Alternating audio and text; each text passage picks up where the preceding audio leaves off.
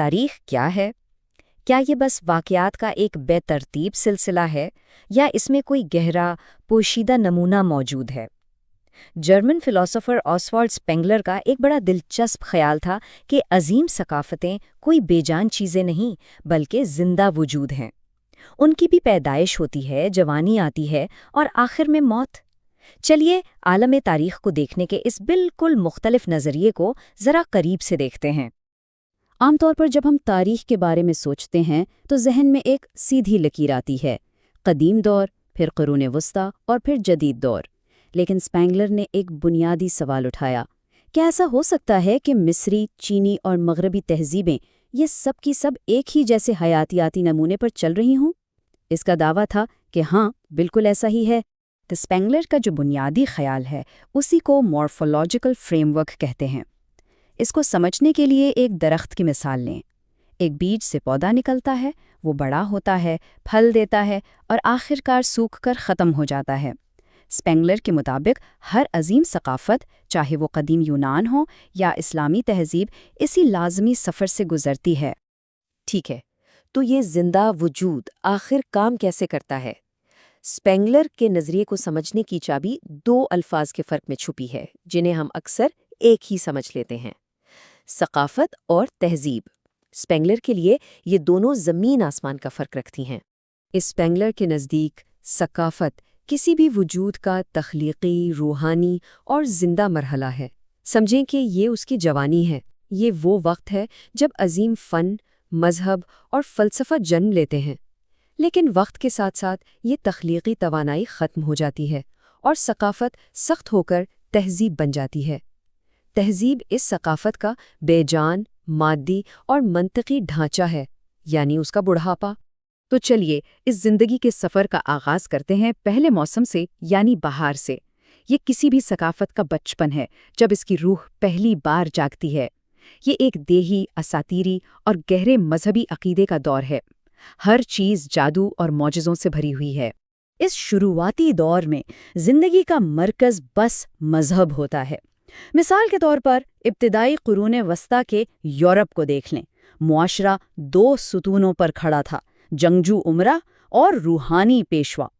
فن کا مقصد صرف خدا کی عظمت بیان کرنا تھا، جیسا کہ رومانس گرجا گھروں کی سادہ لیکن پروقار تعمیرات میں صاف نظر آتا ہے۔ بہار کے بعد آتے ہیں گرما اور خزاں کے موسم۔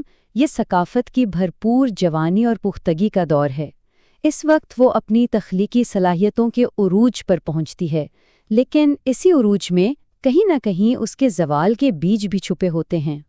گرمیوں میں ثقافت اپنے انداز میں بالکل پر اعتماد ہو جاتی ہے، جیسا کہ ہم عظیم گوتھک کیتھیڈرلز کی بلند و بالا تعمیرات میں دیکھتے ہیں۔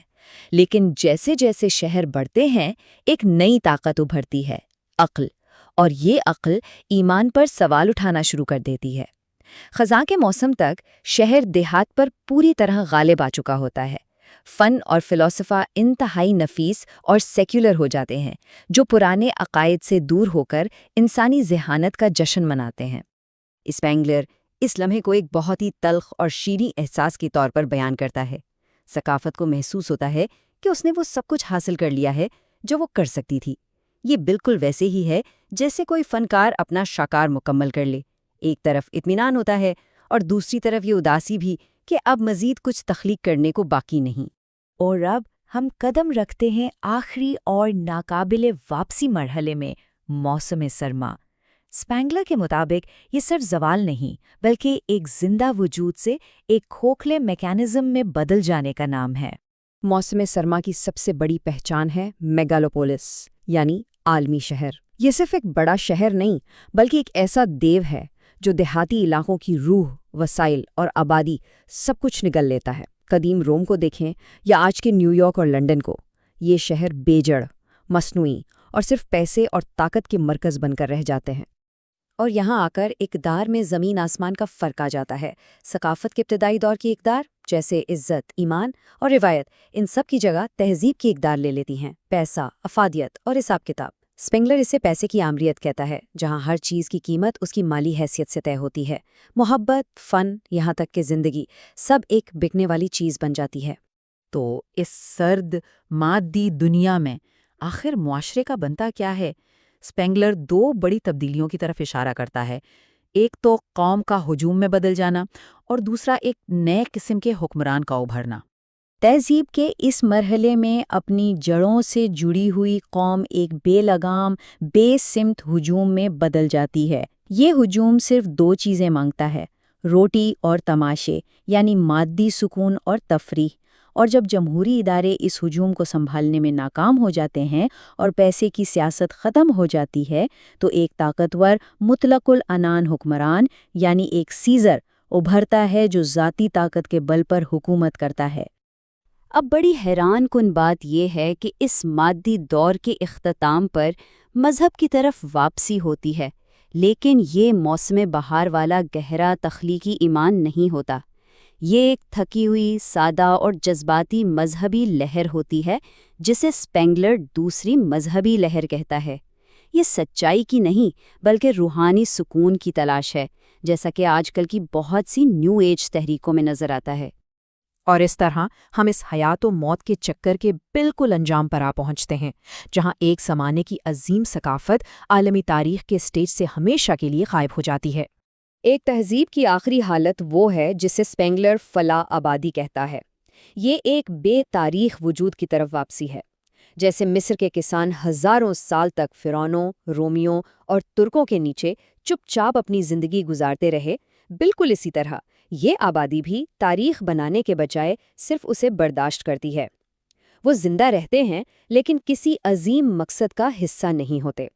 تو یہ ہے اسپینگلر کا مکمل حیاتی چکر، ایک لازمی سفر، بہار کی روحانی بیداری سے شروع ہو کر گرما اور خزاں کی تخلیقی بلندیوں تک، اور آخرکار سرما کی بے جان تہذیب میں تحلیل ہو کر تاریخ سے غائب ہو جانا۔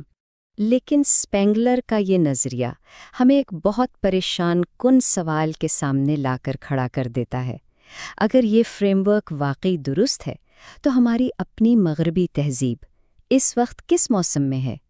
کیا ہم ابھی بھی خزاں کی سنہری روشنی میں ہیں یا ہم پہلے ہی سرما کی یخ بستہ ٹھنڈ میں داخل ہو چکے ہیں؟ یہ وہ سوال ہے جس کا جواب شاید آنے والا وقت ہی دے گا۔